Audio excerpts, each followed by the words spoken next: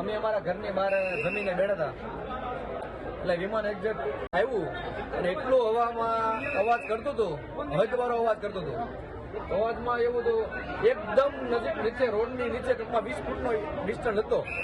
અમને ડર લાગ્યો હજી જોઈએ ના જોઈએ તો નીચે એકદમ અડી ગયો.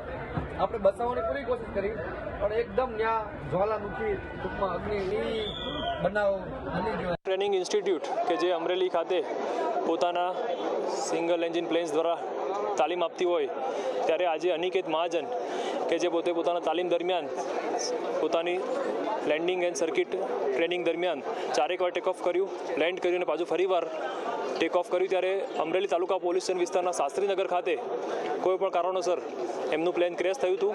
તાત્કાલિક મે ડે એમને કોલ આવ્યો હતો.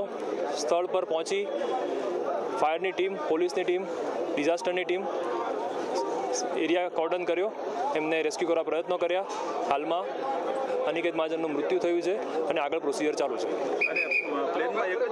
સિંગલ પોતે એકલા જ ટ્રેની હતા અને પોતે ફ્લાય કરતા હતા.